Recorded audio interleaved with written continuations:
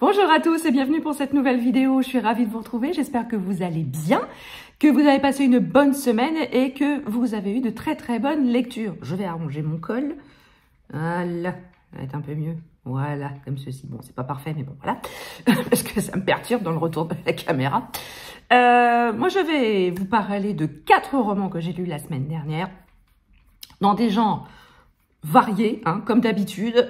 Vous le savez que c'est un petit peu ma marque de fabrique, d'avoir des lectures variées. Là, on enchaîne dans la fantasy, science-fiction, feel-good et thriller. Hein, n'oublions pas, le thriller, c'est très important. Bref, on va donc commencer par Les Rôdeurs de l'Empire, le tome 2 de Guy Roger Duvert aux éditions Inceptio. J'avais adoré le premier tome. On est ici dans un univers de fantaisie médiévale. Rappelez-vous, on avait plusieurs personnages qui se sont retrouvés coincés dans une auberge, encerclés par une armée. Bref, ils faisaient face à un siège. Ils ont été obligés de s'allier malgré leurs différences pour pouvoir survivre dans cette auberge. Et donc, on retrouve tous nos personnages tout de suite après les événements qui ont eu lieu dans le premier tome. Donc, du coup, il n'y a pas de perte temporelle. On les retrouve directement. C'est vraiment la suite directe des événements du premier tome. Et là, ils vont devoir s'allier à nouveau parce qu'on va leur confier une mission extrêmement précise. On va les forcer un petit peu à accepter cette mission aussi. Et ils vont devoir s'allier de nouveau pour pouvoir réaliser cette mission. Alors, bien évidemment, ça va pas être un long fleuve tranquille. Ils vont subir moult péripéties, moult rebondissements. Et bon, je vais pas vous dire s'ils vont réussir leur mission ou pas. Mais en tout cas, ils vont approfondir, si on peut dire, les relations qui sont nées dans le premier tome entre eux. Et ils vont vraiment s'apprécier de plus en plus, se faire confiance et vraiment créer des liens d'amitié. Parce que franchement, absolument rien ne les prédestinait à se rencontrer, à faire équipe. Ils n'ont absolument rien en commun. Mais les événements vont faire qu'ils vont se rencontrer, ils vont s'apprécier de plus en plus et ils vont quand même réussir à former une bonne équipe. Alors par contre, quand j'ai lu la fin, parce qu'a priori c'est une duologie, c'est le dernier tome, et quand j'ai lu la fin, je me suis dit, c'est pas possible, ça peut pas se terminer comme ça. C'est pas comme ça que ça peut se terminer, non? Alors, Ophélie, Guy Roger, si vous regardez cette vidéo, dites-moi que ça se termine pas comme ça. Dites-moi qu'il y aura autre chose quand même derrière. Me laissez pas, faut pas nous laisser comme ça, quoi. Est-ce que je me suis trompée? Est-ce que ce n'est pas une duologie? Est-ce que c'est une trilogie? Est-ce qu'il y aura un tome 3? Et s'il n'y a pas de tome 3, est-ce qu'il y aura autre chose?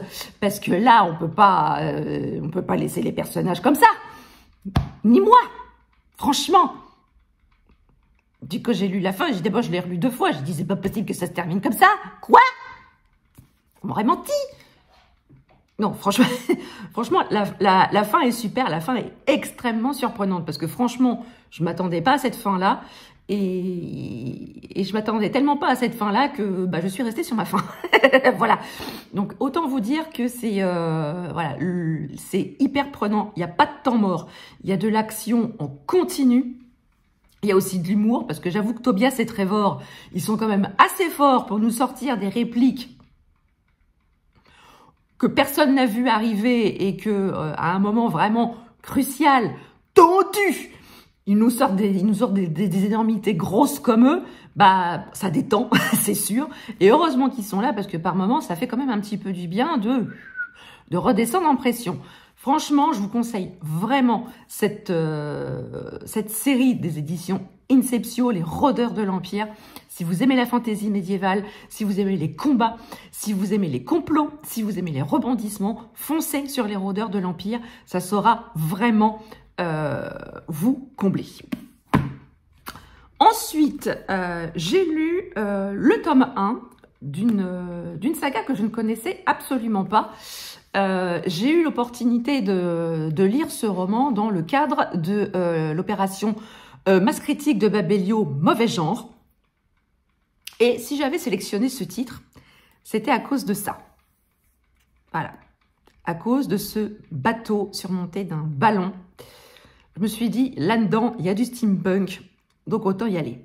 Donc, il s'agit d'Aquilon, Naufrage, le tome 1 de Nani Baye aux éditions Caméléon. Ce sont des éditions, c'est une maison d'édition que je ne connaissais absolument pas. Et donc du coup, j'ai été regarder un petit peu ce qu'il faisait. Et une fois que j'ai eu débuté le roman, et voilà, je vais vous expliquer pourquoi. Donc ici, on se retrouve dans, alors c'est un roman science-fiction steampunk hein, quand même. On est sur l'île d'Aquilon. Il y a un système politique voilà, qui est bien mis en place. Il y a des sénateurs. Et Pénélope est la fille d'un des sénateurs, Pénélope Edenbrock. Et Pénélope, elle est très indépendante. Et voilà, c'est une jeune fille qui n'est, alors selon ses dires, hein, qui n'est pas jolie, qui n'a aucune grâce. Bref, la pauvre fille, elle n'a rien pour elle, si ce n'est son intelligence. Et à chaque fois tous les ans a lieu le bal des époux, c'est un bal où les jeunes filles trouvent chaussures à leurs pieds ou époux à marier. Et à chaque fois que son père l'entraîne dans ce bal des époux, elle les conduit. Tous les prétendants divers et variés, et son père commence largement à désespérer, et là il ne lui donne pas trop le choix. Si elle ne trouve pas, enfin il faut absolument cette année qu'elle trouve un époux, parce que là ça peut plus durer. Et donc, contrainte et forcée, Pénélope va aller à ce bal, et après avoir éconduit un lourdingue, va faire la connaissance de Richard, qui est le fils d'un personnage tout aussi important d'Aquilon. Et alors, lui, Richard, il est affublé d'un bégaiement. Et ils vont tout de suite, ça va tout de suite matcher entre eux, parce que Pénélope voit en lui son alter ego. Elle se trouve pas jolie, elle se trouve sans grâce, sans attrait physique. Et Richard, lui, est affublé d'un bégaiement, donc un espèce de, voilà, quelque chose qui n'est pas non plus hyper vendeur au départ, et ils vont tout de suite bien s'entendre, et elle annonce à son père qu'elle accepte d'épouser Richard. Alors évidemment, pour son père, c'est pas le choix premier qu'il aurait eu, donc il est un petit peu déçu du choix de sa fille, mais bon, comme elle lui fait comprendre que c'est lui ou rien, il accepte, il va accepter ce mariage, et avant que Pénélope se marie, il lui offre un voyage en famille à bord de ce dirigeable qui s'appelle le Gloria, et pendant une semaine, ils vont faire une croisière sur tous les îlots, sur l'archipel qui entoure Aquilon, afin que Pénélope puisse avoir de très très beaux souvenirs avant de s'engager sur la voie de femme, d'épouse qui lui sera dévolue. Sauf que cette croisière ne va pas se passer du tout comme prévu. Il va y avoir un terrible accident et Pénélope va se retrouver sur les territoires du bas.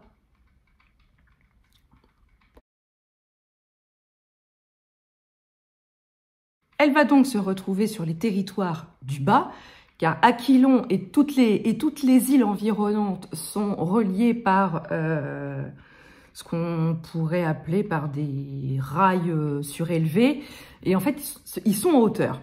Et ici, elle va se retrouver dans les territoires du bas, avec la population qu'on appelle les terrestres. Et on lui a toujours dit que les terrestres étaient sanguinaires, ils étaient rustres. Enfin bref, c'était des gens absolument pas fréquentables. Et elle va en rencontrer Elle va en rencontrer 2 pour commencer, et elle va rapidement se rendre compte que tout ce qu'on lui a raconté depuis sa prime enfance n'était peut-être pas tout à fait l'exacte vérité. Et elle va apprendre à connaître ce peuple des terrestres. Et aussi, elle va aussi se rendre compte que l'accident dont elle a été victime n'en était pas un, et elle va avoir de cesse que de se venger de des gens qui ont provoqué cet accident, et elle va décider de retourner à Aquilon pour se venger. Donc, on va trouver cette jeune femme, elle est... elle a une intelligence très fine, elle sait ce qu'elle veut, elle a du caractère, mais elle ne se trouve aucun atout physique si ce n'est son intelligence. Et quand elle va rencontrer les terrestres, elle va faire la connaissance d'un jeune homme. Et en 2 semaines de temps, ils vont tomber amoureux. Soit, ça s'appelle le coup de foudre. Et puis, à un moment de ma lecture, je tombe sur une scène de fesses où on nous raconte par le menu la première fois de Pénélope. Comment vous dire que dans un roman de science-fiction, ce genre de scène, c'est un peu malvenu. Voilà. Vous le savez, j'ai horreur des scènes de fesses pour les scènes de fesses. On aurait très bien pu nous dire, nous faire comprendre qu'ils allaient passer à l'acte, sans pour autant nous décrire la scène avec moult détails. Moi, c'est ça qui me gêne terriblement. On est ici dans un roman de science-fiction. Tu t'attends à avoir une histoire de science-fiction et pas une histoire de fesses.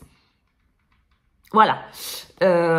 Et c'est pour ça, après, que je suis allée voir ce que proposait aussi la maison d'édition Caméléon. Alors, ils proposent beaucoup de romances. Voilà, donc je me suis dit, bon, ok. Alors, bon, mis à part ces scènes de fesses, parce qu'il y en a plusieurs par la suite, si on les met entre parenthèses, l'histoire est géniale. J'aime beaucoup cette histoire de complot, cette histoire de vengeance. Il y a beaucoup de rebondissements, j'ai beaucoup aimé, et j'aimerais bien lire la suite. Bon, et s'il y a d'autres scènes de fesses, je les virerai. Mais j'ai beaucoup aimé cette histoire. Les personnages sont vrais, les personnages sont très bien campés. Il y a beaucoup d'émotions. Il y a de la violence aussi, hein, parce que l'accident nous est vraiment aussi beaucoup décrit par le menu. On suit vraiment ce qui s'est passé. On imagine vraiment parfaitement ce que les victimes ont subi. Et c'était très visuel. Le style de l'autrice est vraiment très visuel. On se rend parfaitement compte de ce qui se passe dans ce roman. Et j'ai trouvé ça vraiment très chouette. Alors, mis à part les scènes de fesses, c'est quand même une histoire qui est à découvrir. Et je trouve que la couverture est très chouette. Et à l'intérieur du roman, alors je vais essayer de vous montrer des images. Voilà. On a ce style, de mise en page avec des dessins, des ouvertures de chapitres un peu stylisées, et vous avez des pages qui sont comme ça. Le papier n'est pas franc blanc, il y a toujours des nuances et des choses comme ça grises. Donc j'ai trouvé vraiment la mise en page de ce roman très chouette. Et voilà, donc, si vous aimez la science-fiction et le steampunk, je vous conseille vraiment ce premier tome de saga. Ensuite, toute autre chose, en feel good, j'ai lu Le spleen du popcorn qui voulait exploser de joie de Raphaël Giordano aux éditions Plomb. C'est la maison d'édition qui m'avait proposé de recevoir ce roman. J'ai accepté parce que je ne connaissais absolument pas Raphaël Giordano et que je voulais essayer, et surtout que le titre me faisait beaucoup rire. Voilà. Et donc ici on va faire la connaissance de Joy, qui est une jeune femme qui est employée dans une entreprise d'événementiel, de promotion d'événements.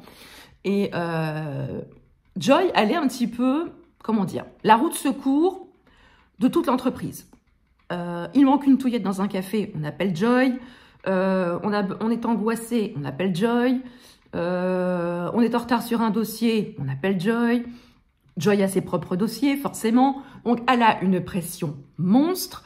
Et comme elle a un besoin quasi maladif de contrôler ses journées, elle a un TOC. Quand elle sent qu'elle perd pied, elle va sur son téléphone, elle va sur le catalogue d'applications de son téléphone et elle télécharge une application qui va l'aider à contrôler son quotidien. Alors, elle a une appli pour contrôler son sommeil, elle a une appli pour compter son nombre de pas, elle a une appli pour contrôler sa charge mentale, elle a une appli pour tout. Et comme elle a activé les notifications pour toutes les applications, autant vous dire que son téléphone danse la rumba quasiment H24. Faut savoir elle a énormément d'applications sur son téléphone. Elle en a un nombre conséquent. Quand j'ai vu le nombre d'applications qu'elle avait sur son téléphone, je me suis dit waouh. Moi j'en ai, hein, mais j'en ai pas tant que ça. Mon mari en a beaucoup plus que moi.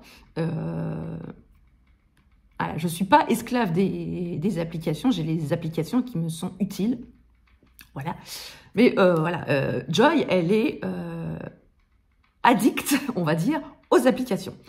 Et donc, son entreprise va fêter ses 10 ans et ses patrons vont lui confier l'organisation des 10 ans de l'entreprise. Et donc, du coup, ça va lui donner une charge de stress supplémentaire. Et elle accepte, hein, parce que bon, elle a toujours dans l'idée d'être la bonne élève, de bien faire. Et donc, elle accepte et elle va s'adjoindre les services de Benjamin.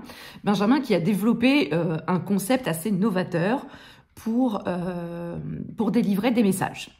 Je vous en dis pas plus. Et donc, ils vont apprendre à travailler ensemble. Et lui, Benjamin, il est l'exact contraire de Joy. Il prend les choses avec philosophie, avec bonhomie. Et donc, Benjamin, il est l'exact contraire de Joy. Il est toujours de bonne humeur. Il prend les choses avec philosophie, avec beaucoup de recul. Et surtout, il prend le temps de se détendre. Il prend le temps de déjeuner, il prend le temps de se détendre, chose que Joy ne comprend absolument pas au début. Quand il lui dit « bon, bah, on va aller déjeuner », elle fait « quoi? Mais non, on bosse, quoi !» Voilà, c'est bosser, bosser, bosser, bosser, bosser. Et du coup, Benjamin, il voit derrière ce masque de contrôle, ce masque de contrôle, il voit la jeune femme pleine de vie qu'elle pourrait être. Donc, il va essayer, avec ses amis Carmen et Ryan, de la désintoxiquer de son TOC d'appli et la faire vraiment se renaître à la vie et pour le petit popcorn qu'elle est, exploser de joie, voire même exploser tout court. Et donc, dans ce roman, franchement, j'ai beaucoup aimé, hein. Je l'ai lu en une journée, il se lit super vite. Je me suis tout de suite attachée aux personnages, que ce soit de Joy ou que ce soit de Benjamin. Je les ai trouvés vraiment mignons tous les deux. C'est voilà, une vraie bouffée d'air frais. C'est du feel good. Alors, il y a des petits éléments peut-être de développement personnel, mais ce n'est absolument en rien moralisateur. Ça se lit tout seul. C'est frais, c'est pétillant. Voilà, c'est une petite douceur. Ça fait vraiment beaucoup de bien quand on le lit. Moi, j'ai vraiment beaucoup aimé. J'aimerais bien lire celui-ci. Hein, le bazar du zèbre à pois. Zèbre à pois, zèbre à pois, zèbre à pois, zèbre à pois. Voilà, pour ceux qui ont la ref, hein, dites-le moi en commentaire. Mais j'aimerais bien, voilà, le prochain de Raphaël Giordano que je voudrais lire, ce sera bien celui-ci. parce que elle a vraiment des titres de romans qui sont vraiment très très explicites et qui incitent à la curiosité, si on peut dire. En tout cas, pour mon premier roman de Raphaël Giordano, c'est carton plein, parce que j'ai vraiment beaucoup aimé, et il y a beaucoup d'humour, j'ai beaucoup ri. J'ai beaucoup ri, franchement, il y a des situations qui m'ont rappelé certaines situations que j'ai vécues moi-même, et je peux vous dire que maintenant, avec le recul, j'en rigole, mais bon, sur le coup, je rigolais pas trop. Mais franchement, voilà, si vous voulez passer un bon moment rafraîchissant, jetez-vous sur le spleen du popcorn qui voulait exploser de joie de Raphaël Giordano. Enfin, le thriller tant attendu de cette vidéo, il s'agit du Gibier de Nicolas Lebel, que j'ai écouté via un service presse audio chez NetGalley, que je vous mettrai ici la petite vignette. Ici, dans ce roman, c'est le premier tome d'une saga avec comme personnage principal Yvonne Chen, qui est lieutenant de police à la police criminelle de Paris. Ici, on va faire connaissance avec Yvonne et son partenaire Paul Starsky, avec un I, parce que c'est polonais et il n'a absolument rien à voir avec son homonyme de Starsky et Hutch. Voilà, pour la parenthèse. Mais je pense que l'auteur a voulu faire un petit clin d'œil, pas piquer des verres, hein, le connaissant. Et donc, ils vont tous les deux enquêter sur le meurtre de 2 hommes qui ont été découverts dans un appartement, tués tous les deux par arme à feu. Ils étaient tous les deux dans un appartement et ils ont entendu les coups de feu, ils ont entendu les hommes se disputer car ils étaient tous les deux à la porte de l'appartement avant d'entendre les coups de feu et avant de forcer la porte de l'appartement. Et ils vont du coup enquêter sur ces 2 victimes. Très vite, va apparaître dans l'échiquier Chloé de Talence, l'amour de jeunesse de Paul Starsky, et on va très vite se rendre compte que Chloé de Talence est visée par les instigateurs des meurtres des 2 premières victimes, et donc Chloé va se retrouver sous la protection de la police et sous la protection rapprochée de Paul Starsky, bien évidemment, qui est tout heureux de retrouver son amour de jeunesse, étant donné que sa vie familiale n'est pas spécialement au beau fixe. Sa femme est partie se mettre au vert avec ses 2 filles, le laissant tout seul avec leur chien malade, il a fallu porter son chien aux urgences vétérinaires car il se sentait pas bien du tout. Donc, du coup, notre Paul Starsky n'est pas spécifiquement dans un état émotionnel du feu de Dieu. Et donc, il va retomber sur son amour de jeunesse. Et v'là-t-il pas qui va nous faire la crise de la cinquantaine. J'en dis pas plus, mais alors, très vite, j'ai compris qui était vraiment Chloé de Talence. En revanche, toute la machination qu'il y a derrière, mes enfants, c'est tordu. Nicolas Lebel est un sacré tordu. Je l'ai souvent dit quand j'ai lu ses premiers romans, notamment L'heure du fou avec son commissaire fétiche. J'avais beaucoup aimé L'heure du fou. Je vous encourage à aller voir la chronique que j'avais fait sur mon blog sur son premier roman. Et franchement, il a rien perdu dans sa tordicité, le bougre. Il n'a absolument rien perdu là-dessus. J'ai beaucoup aimé le personnage d'Yvonne Chen. Yvonne, elle est froide, elle est hyper froide. Hein, c'est un glaçon, un glaçon asiatique. Je ne peux pas dire autre chose. Par contre, elle a une intelligence rare. Elle a tout de suite compris qu'il se fourvoyait et elle va tout faire. Elle va tout faire pour connaître le fin mot de l'histoire, quitte à en perdre quelques plumes. Mais, alors, globalement, j'ai beaucoup apprécié l'histoire. Là, l'audio, il s'écoute vachement bien. J'ai vachement été prise dans l'histoire. J'ai vite compris, la